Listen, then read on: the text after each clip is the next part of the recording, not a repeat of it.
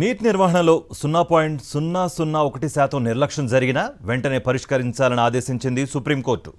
ఈ పరీక్ష కోసం విద్యార్థులు పడిన శ్రమను మర్చిపోకూడదంటూ నేషనల్ టెస్టింగ్ ఏజెన్సీకి బలంగా చురకలంటించింది.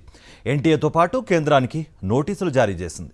నీట్ గందరగోళంపై సీరియస్ అయింది సర్వోన్నత న్యాయస్థానం. నేషనల్ టెస్టింగ్ ఏజెన్సీ ఎన్టీఏపై తీవ్రంగా మండిపడింది. ఎక్కడైనా 0.001% నిర్లక్ష్యం ఉన్నా దాన్ని సకాలంలో పరిష్కరించాలని ఆదేశించింది. వైద్య విద్యా కోర్సుల్లో ప్రవేశాల కోసం నిర్వహించిన నీట్లో పేపర్ లీకేజీ, అవకతవకలు జరిగాయన్న ఆరోపణలపై దేశవ్యాప్తంగా ఆందోళనలు వ్యక్తమవుతున్నాయి. ఈ క్రమంలో మే నెలలో నిర్వహించిన నీట్ ఎంట్రన్స్ ను రద్దు చేయాలంటూ దాఖలైన పిటిషన్పై విచారణ జరిపింది సుప్రీంకోర్టు వెకేషన్ బెంచ్.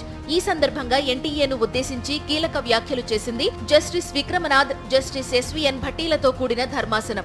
పరీక్ష నిర్వహిస్తున్న సంస్థగా న్యాయంగా వ్యవహరించాలని, ఏదైనా తప్పు జరిగితే అంగీకరించాలని పేర్కొంది.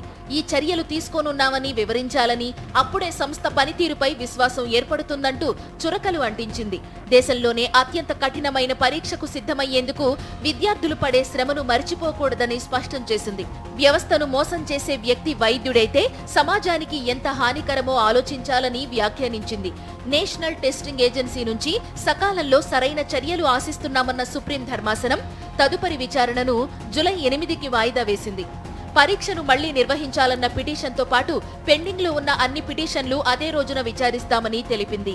ఎంబీబీఎస్, బీడీఎస్ కోర్సుల్లోకి ప్రవేశాల కోసం మే 5న నీట్ నిర్వహించింది జాతీయ పరీక్ష మండలి. 24 లక్షల మంది విద్యార్థులు ఈ ఎంట్రన్స్ టెస్ట్ రాయగా జూన్ 4న ఫలితాలు విడుదలయ్యాయి.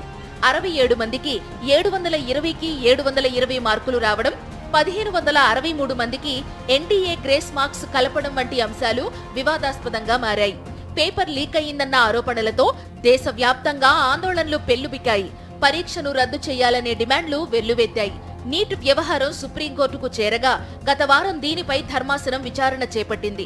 1563 మంది స్టూడెంట్స్ కి ఇచ్చిన గ్రేస్ మార్కులను విత్డ్రా చేసుకుంటున్నట్టు ఎన్టీఏ కోర్టుకు తెలిపింది. అయితే మెజారిటీ అభ్యర్థులు మాత్రం నీట్ రద్దు చేయాలనే డిమాండ్ చేస్తున్నారు. నీట్ రగడపై విపక్షాలు కేంద్రాన్ని టార్గెట్ చేయడంతో ఈ వ్యవహారం రాజకీయ రంగు పులుముకుంది.